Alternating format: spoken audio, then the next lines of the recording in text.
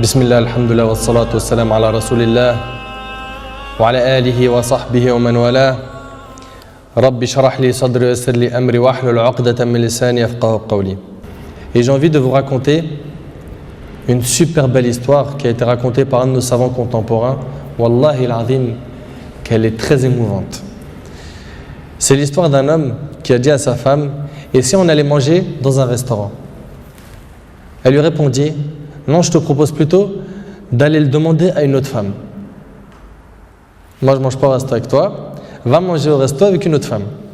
Il s'étonna, il lui dit: je t'invite à manger et tu me dis de sortir avec une autre femme? Mais comment ça? Je ne suis pas de ce genre d'homme. Et quelle femme tu parles? Et de quelle femme tu parles? Elle dit: ta mère.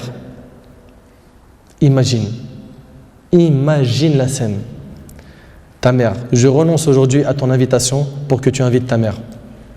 Ça fait longtemps que tu ne l'as pas invitée à manger ou à se promener, sors donc avec ta maman. Il lui a dit qu'Allah te récompense. Et il a tout de suite appelé sa mère et lui a dit: maman, prépare-toi, je vais venir te chercher en voiture et on ira manger et se promener ensemble. Sa mère ne l'a même pas cru. Sa mère ne l'a pas cru. Elle lui a dit: c'est vrai? Il lui dit: oui, par Allah.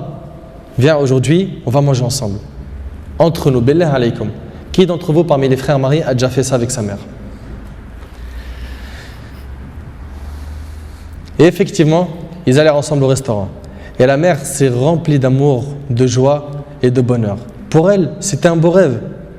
Peu lui importe la nourriture ou l'endroit où elle était, c'est-à-dire même manger par terre ou sur le trottoir ou dans la rue, le plus important, c'est qu'elle était avec son fils et que son fils était bienfaisant envers elle.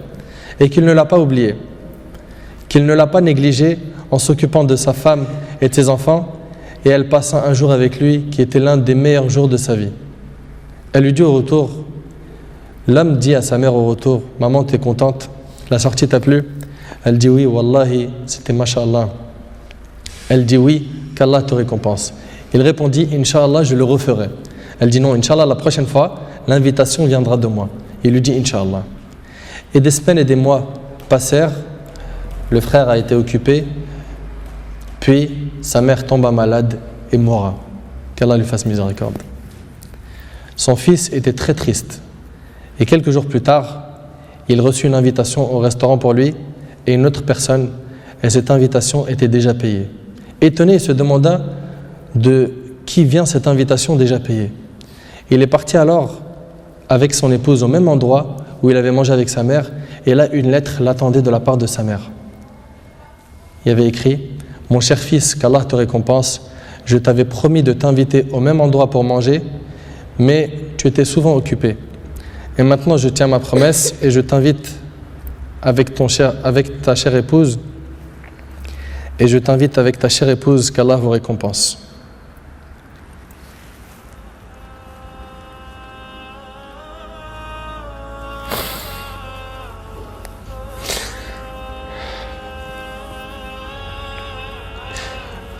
Wallahi mes frères, la valeur de la mère, elle est très sacrée.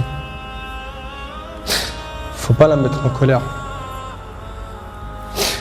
Cette histoire d'amour entre cette épouse et sa belle-mère est magnifique.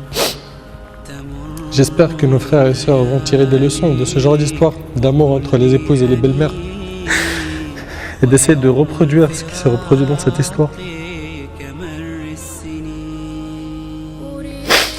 C'est qu'après le décès de la mère qu'on connaît sa valeur.